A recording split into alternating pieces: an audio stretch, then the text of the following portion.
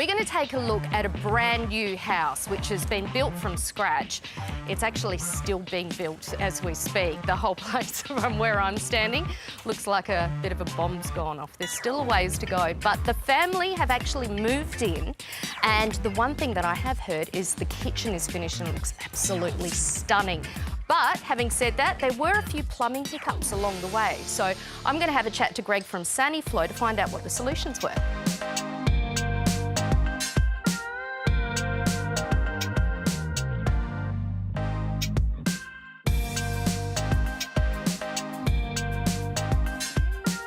Hi, Greg.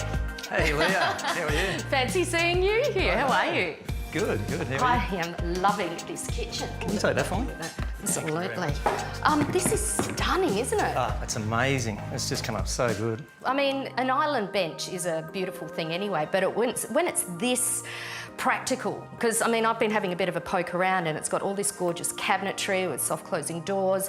It's incorporated the beautiful seamless dishwasher, a huge sink as well, and yet there's still enough room for people to congregate, and that's what a bench is, really. It really sets this kitchen off. It just makes it such a social area. Yeah. Absolutely. Now, I actually heard a rumour through the grapevine that the inclusion in this particular bench top space of a sink, such a massive sink, and a dishwasher was actually an afterthought. It wasn't something that the owners originally planned to do.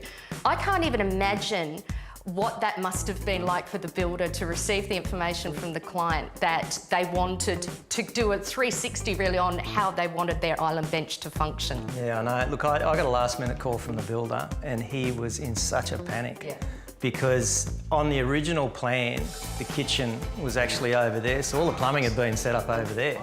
So all of a sudden, we have to get plumbing to here. So how do you get plumbing to here? This with the SANIFLO.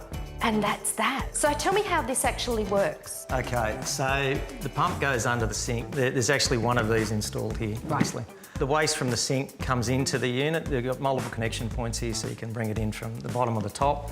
It pumps out from here.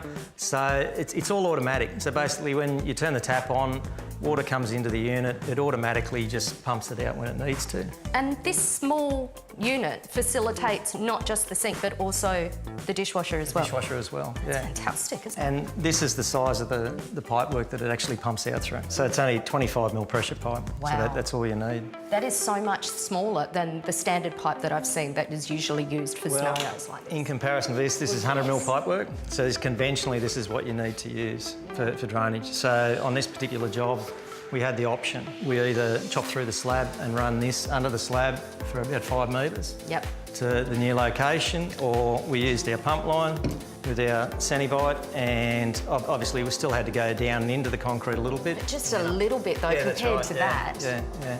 And so the unit can pump across, down, up. It can push it through in the ceiling space till you get to a drainage. Defying gravity. The very fact that this is such a minimal intrusion on already something that was existing is quite a game changer, really. It is, absolutely. Not just for this client who changed their mind and decided that they wanted, this inclusion in their benchtop, but for people who already have existing kitchens with existing island benches and have, after they've purchased them, thought, wouldn't it be great if I could have my sink in here as well? Absolutely. Game changer. Yeah, absolutely. It just opens up a whole heap of options for people. Oh, and we love options, Greg. Oh, we do love options, absolutely. Good job.